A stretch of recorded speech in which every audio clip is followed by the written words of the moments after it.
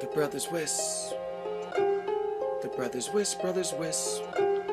The brothers Wisp. The brothers.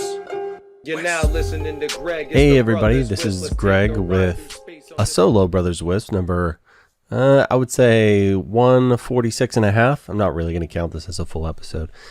This is going to be more just me talking to the camera. I wasn't unfortunately able to get anybody else on here last minute. I'm sure it was procrastination on my part partially, but didn't line anybody up.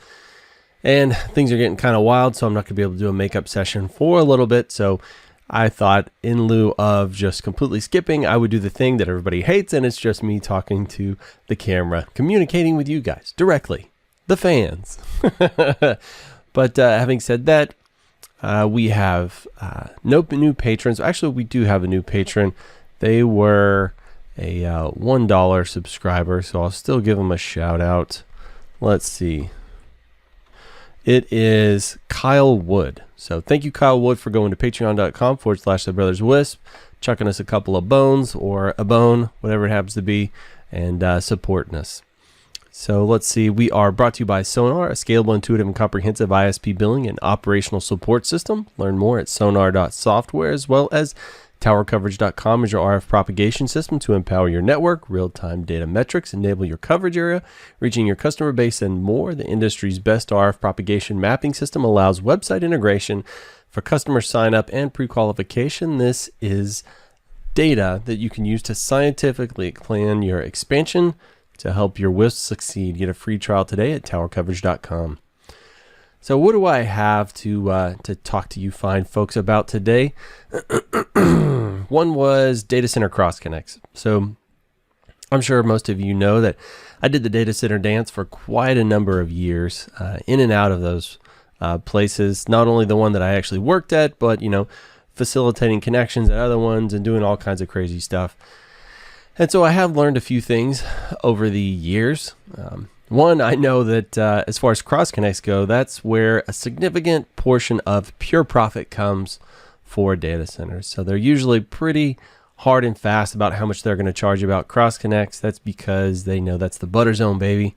That's where they make a lot of their cash. And so I know for the first 5-ish years for us operating the first data center that I helped stand up, for whatever reason, they wouldn't let us do pre-patch, pre-cabling. That's where you run infrastructure from one place to the next. Like, you'd run a bundle of like 24 Cat 6s, right? And so that way, when somebody needed a cross connect, which is data center lingo for you need a connection, a network connection from you to somebody else, we call that a cross connect, right? You're getting a cross connection over there. But if you have a bunch of pre-patch in there, which is what we call it when you run a bunch of like bundled services, whether it's fiber or copper, or sometimes it could be coax. I mean, there were still some folks using DS3s. There's still occasionally some people using T1s, right, which only really require a couple of wires or maybe 4 wires. At this point, I can't really remember. It all falls out. But they weren't letting us run pre-patch for whatever reason, so that was kind of insanity. Eventually, they came around and we were able to run those zone boxes. And so the original question came in, how long should it take to run a pre-patch? And the real answer should be a couple of days, right? Is reasonable, right? If for whatever reason there's something going on today and they can't quite get to it, they absolutely should be able to tomorrow, because generally it's an affair that takes about 30 minutes-ish, maybe 45 at the top end, whenever they're utilizing pre-patch. Because it's really not that complex a process. Generally, you'll have data center suites, which is going to be a big giant room, or sometimes they call them pods, which are generally smaller rooms. And inside those suites or pods, there should be pre-patching, and sometimes multiple sets of pre-patching. Generally, it's under the floor. So in our data center, we had these enclosures that you would pop one of the floor tiles, right? It's like 24 by 24, 2-foot square tile. And underneath there, you would actually be able to mount a box that would fit, I would say it was probably about 3 inches below the top of the tile. And it would bolt to the struts that go down to the floor. And then it had a panel with a little lock on it. So you could unlock it and then you pop open the panel and you could put any number of copper or fiber connections in there. So that way you could do a quick pre-patch, right? So if I need to run from pod where one carrier is, or oftentimes carriers are relegated to specific rooms. They call them POP rooms, point of presence. So you'll have a PPOP for primary and an SPOP for secondary, right? So if you've got those POP rooms, or in some data centers, the carriers are spread all throughout the facility, which I actually kind of like a little bit better. Whenever you have them kind of mixed and matched, that way if, I don't know, there's a water leak or something, it doesn't necessarily affect all the carriers in that one area, or what have you. And then in some facilities, those PPOP rooms will have 0 UPS, but they'll have a generator backup, right? It's like a dedicated one little generator over there, which again means if a carrier goes in there, they have the onus of putting their own UPS system in, right? And so say they're not maintaining the batteries very well, say the generator has a little hiccup, doesn't start immediately, you're going to lose those services, or say that carrier specific generator has a failure, right? So a lot of suites, like data center suites, have the ability to be powered by one generator. And if that generator happens to fail, a second one will kind of power that entire suite. It'll kick in and take over, right? So you've got some redundancy there. Some people do, man, I am really going down a rabbit hole here. Some people will do data center design where every power room gets a different generator and you're fed from multiple powers, right? It all comes out in the wash generally. But I digress, right? So wherever the carrier happens to be, there should be some pre-patching very near them.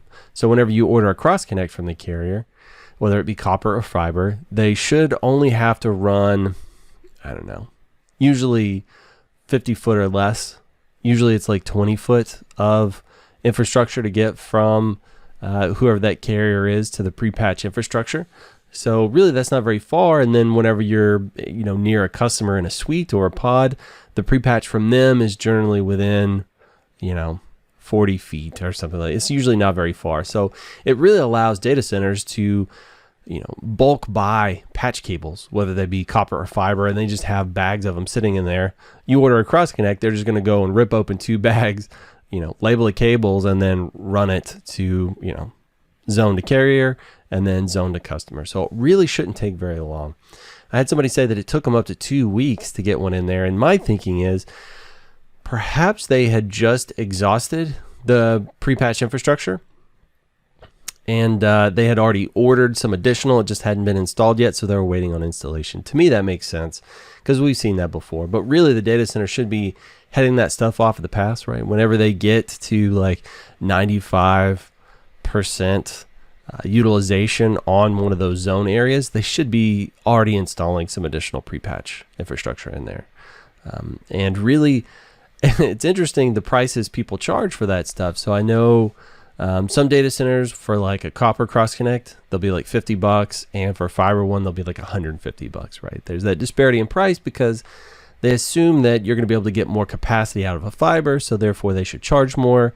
Some people will say, well, it costs us more to put the fiber in, but I think pretty much gone are the days where that really holds true. It doesn't really feel to me like there's that big a difference in pricing. And honestly, if I'm running a bundle of Cat 6 infrastructure, it's going to be pretty sizable. It's going to be the size of a Coke can, usually.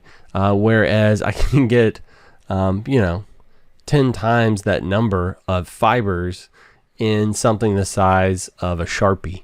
And so it's so much easier to run. The prices have really come down on that stuff. It's honestly just an excuse to make money, right? So they'll say, well, we charge these monthly rates so that we can recoup the cost of putting that infrastructure in. To be honest, it probably takes them about 3 days of the cross connects they charge on that stuff to recoup the cost, and then the rest of it's pure profit. So I would say if you're ever negotiating with a data center group, especially when you're first moving in, try and negotiate a bunch of cross connects in. See if they'll throw some in. They usually don't like to, right? Because they make so much bank off of that, right? That's delicious gravy for them. They eat that up.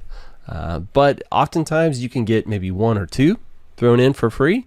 And that can be extremely useful. So I know I've negotiated that before on a couple of different data center deals that I go in on. So look out for that kind of thing. As well as whenever you're going into a data center, if you're worried about cross-connect costs, talk to other people that are in that data center. See what they're getting charged, right? Because as we like to say, everything's negotiable. So Bigger guys generally get bigger rates, but also something I've done before is if a specific carrier gets really good rates on cross connects, a lot of times you can just order the cross connect through them and have them roll that into your bill, right? So you might be able to save $100 a month by having them order the cross connect and just roll it into your normal bill. Because a lot of times those guys, they're doing so many connections, they'll get good deals on that stuff. So that's another little tip to kind of look out for. And again, keep in mind that if you're doing a gig or less of throughput and you really know that's all you're ever going to do to this carrier or this connection, what it happens to be, see if you can go copper, because it can usually save you, you know, I don't know, $100 a month, right? 50 versus 150. That's going to start adding up. So, you know, just take a look at that stuff. But then again, if you go that route and you are doing a full gig, you're tapped out on that copper infrastructure. You know you're not going to be able to do more than that through that cross connect. And sometimes data centers aren't super keen to do copper cross connects. It really just depends on where you're at. Because a lot of them, their suites are really far apart, or they are a great distance away from the P-POPs, so they don't want to stretch copper infrastructure in between the two, or it's just distance-wise, it's not feasible for them, right? So that's not always an option. But single mode, can't go wrong with single mode. It's just a lot of times they can charge a little bit more. So that's my rant on cross connects. I suppose I've probably exhausted just about anything anybody would be curious about on those. Let's see, what else did I run into in the last week and a half, maybe 2 weeks? We had in our data center in one of the labs I run, we have some CRS 317s, I believe, some MikroTiks, some core switches. It's the Fiber Boys in there, which I love the form factor. I love how little power they use. They have redundant power supplies in there, right? It's all 10 gig optics, and it's an amazing price. Only I've had issues with them on multiple occasions, so I haven't been shy about that. And one occasion with my CRS 317s going to the CRS 326s, I was getting, was it the interface flapping or CRC errors? It was something akin to that, and it was just, they were going ham and it just would not stop. And I saw a lot of chatter about that specific type of issue on the forums, and it was basically crickets. So I ended up having to pull that piece of kit, and I put in a Nexus 3064, and my problems immediately went away, and I haven't looked back. Subsequently, I have replaced a lot of those optics. I've gone to industrials now, and I haven't had any problems since, so thanks Nick A for that. But this 317 is in a different environment. It's just aggregating servers, and we noticed that the TX drops were going through the roof on our infrastructure.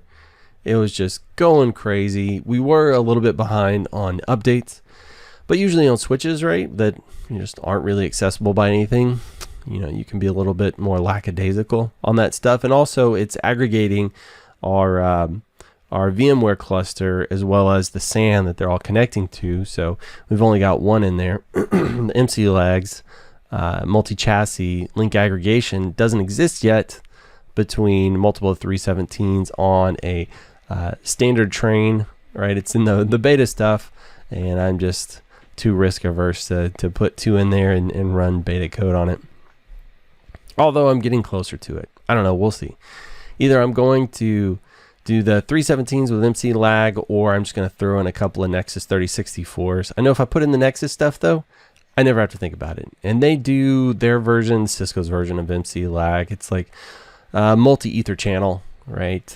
Because they have their own nomenclature for it. They can't use the industry standard stuff. So their version is called ether channel. And so you could do an LACP trunk between the two switches, and it looks like you're just going to a single switch, which would be great.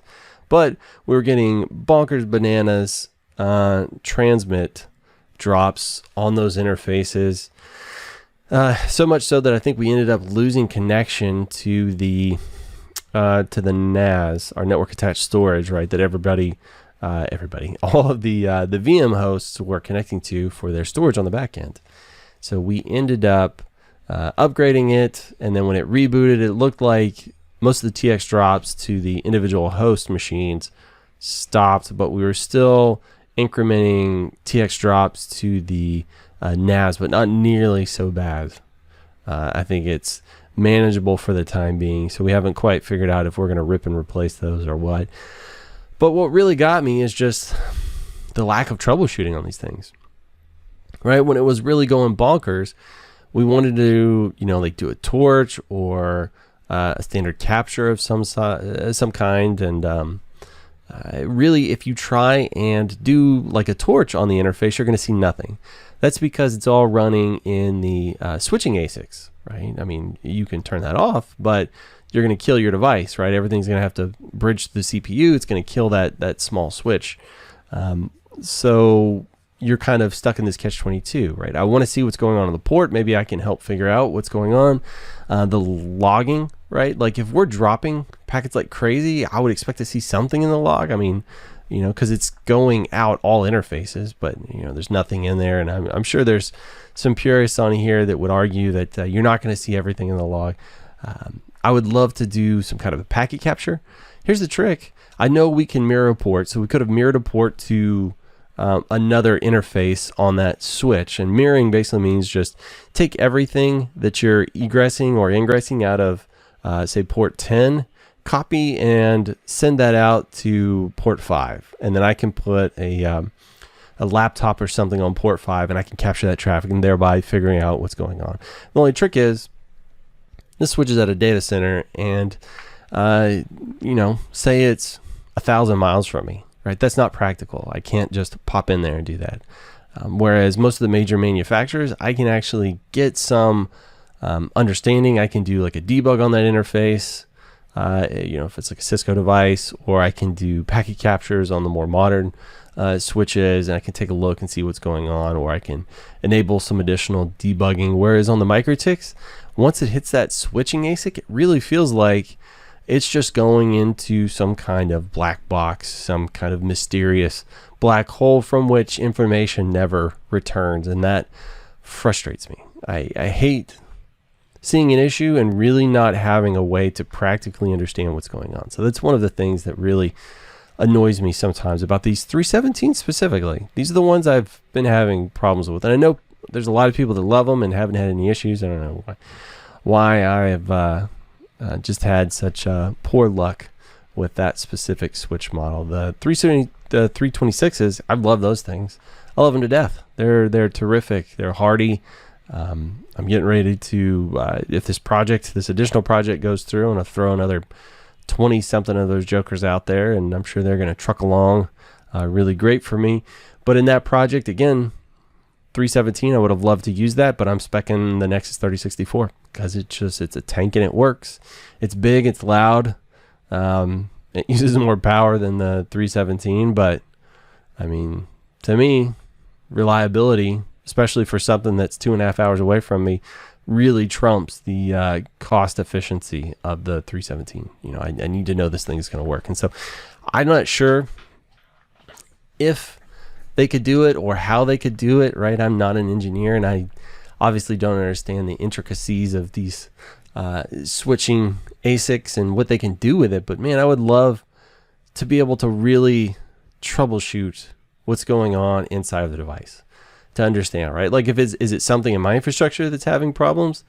Because, let me know. I will fix it, right? When it's like something that's completely out of my hands and it's this black box, I just feel helpless, which one, scares me. Nobody wants to feel helpless, right? And then two, it's customer experience problem, right? Like this one was just in our lab as opposed to at one of my properties.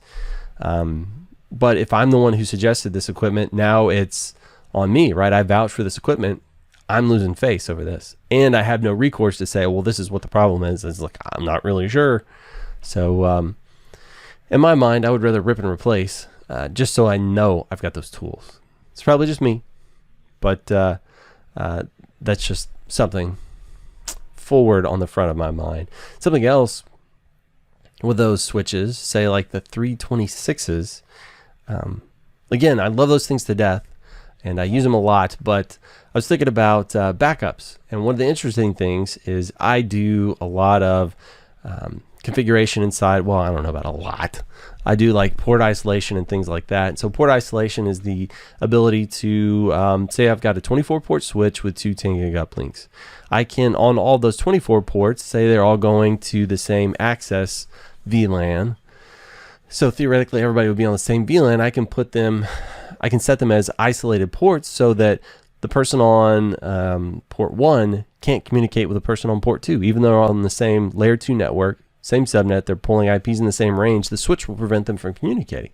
So I can make sure that customers in, say, one of my apartment complexes can't start messing with each other, which is exactly what I want. I want them to just be able to affect devices, inside their apartment, right? I want to be able to get to their Chromecast and their Ring doorbell and all of these things. I just don't want them to start messing with their neighbor's stuff. So it allows me to do that. And then I can set the trunk ports, the 10 gig ports. I can set them as trusted ports, and Bob's your uncle, everything's great, right? Everything works.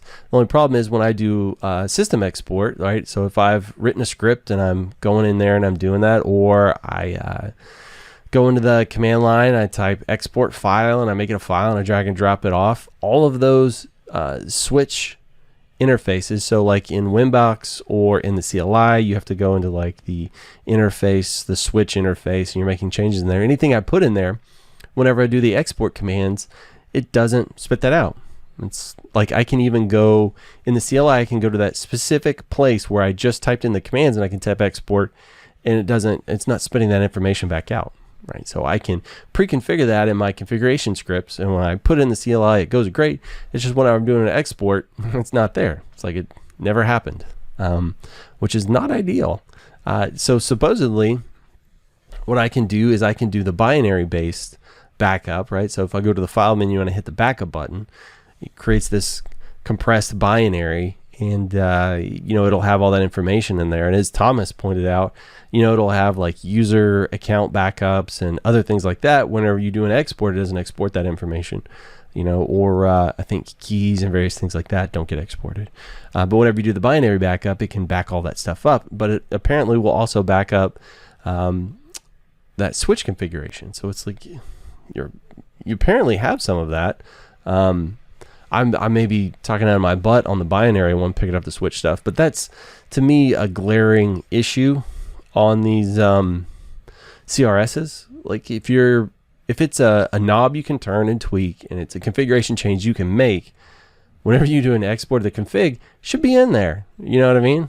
Like sometimes imagine you're a consultant and your customer can't give you direct access to the equipment, so they send you an export. Well, if there's things that are just wholly missing from it here, I may not even think to ask, well, of course these things can't communicate because there's port isolation right here. Or you've misconfigured the port isolation, or any number of things that are accessible in that switch menu aren't there for me to be able to see, right? Or say you're in a modern networking environment where you've got Unimus or your backup scripts or whatever it is, doing all of your nightly backups, and you lose a device and you try and do the restore. Well, portions of your configuration aren't there.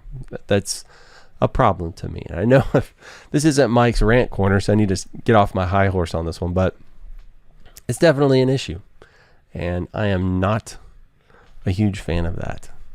So let's see. I've ranted for about 20 minutes now. I guess I'll follow up with one other thing. I did go ahead and spit this episode out with just me because, again, I'm going to be gone for a little while. I'm going to be about to be doing a decent bit of travel.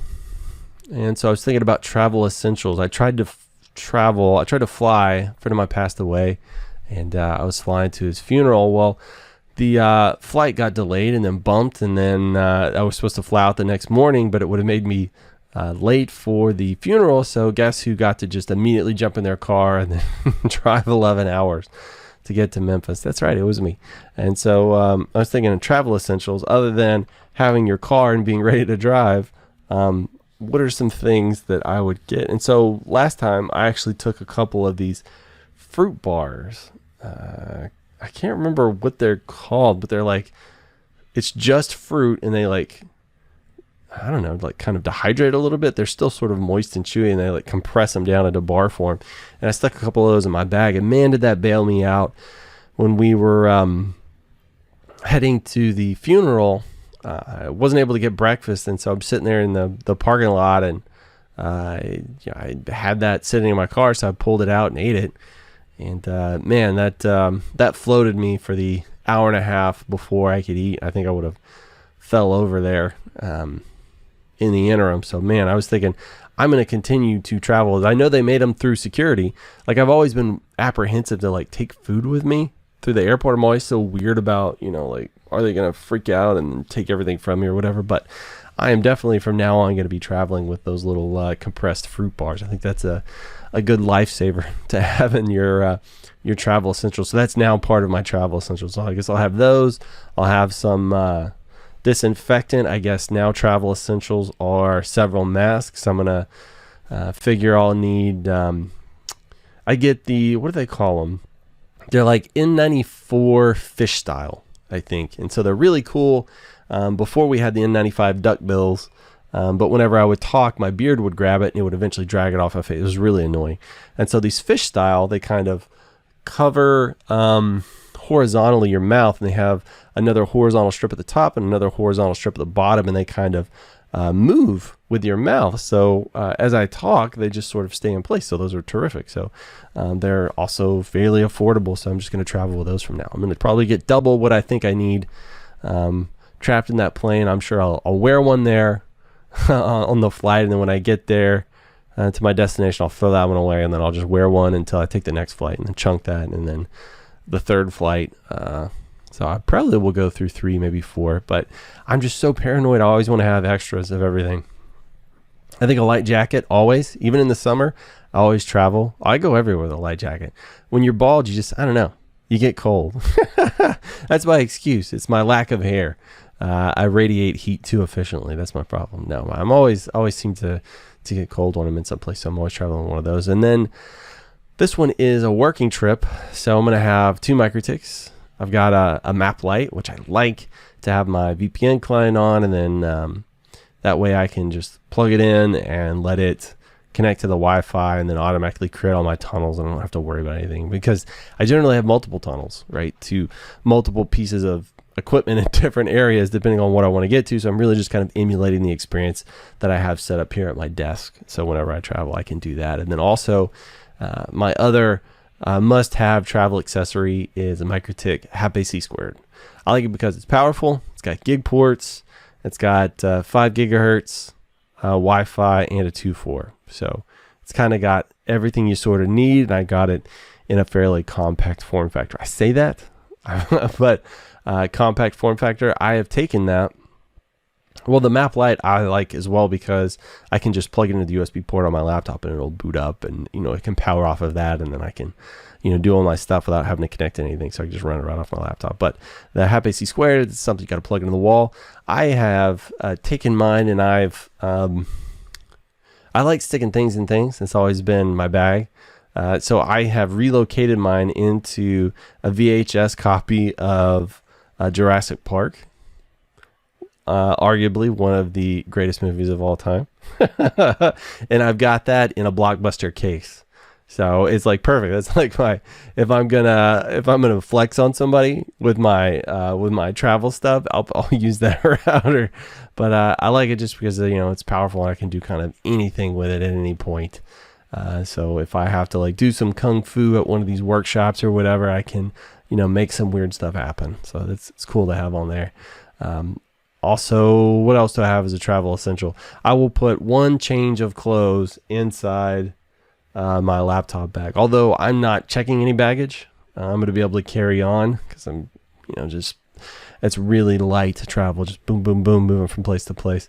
So I guess that's going to be my essentials. And then 1 network, or actually I'm going to have 2 Ethernet cables. I've got my pad, or not my pad. It's kind of like a moleskin, although I think you're supposed to pronounce that moleskin or whatever. It's the knockoff version of that. I like having those for like my important bits. I know we're supposed to be in this digital world, but I'm a very analog person when it comes to taking notes, and I translate them into my stuff here that I'm working with.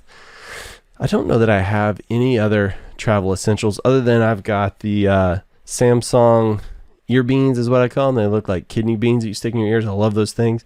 I know people are huge fans of the AirPods, especially the Pros that kind of bloop into your ear. I know my wife like literally can't hear anything, so I'm assuming those would be much better for transport. The ear beans, the ones I have, don't really make a great sound. I know they have their version now that's got the in-ear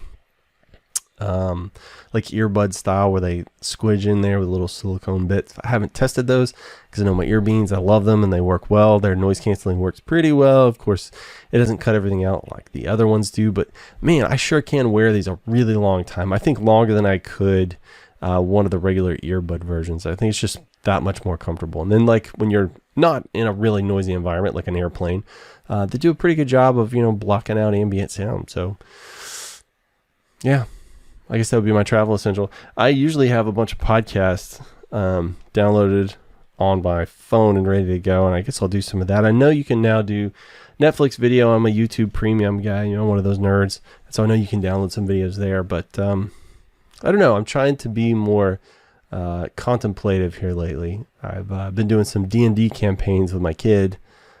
You do anything to connect to these kids these days, right? And so he's somehow found his way into D&D, so I'm writing a campaign. So I think I'll probably put some more time into that, most likely. So that way I will not just go into video land. I will maybe do a little bit of focusing. I'm not traveling far on this one, but that's this coming week. But then the next week, I am going to be doing a decent bit of travel.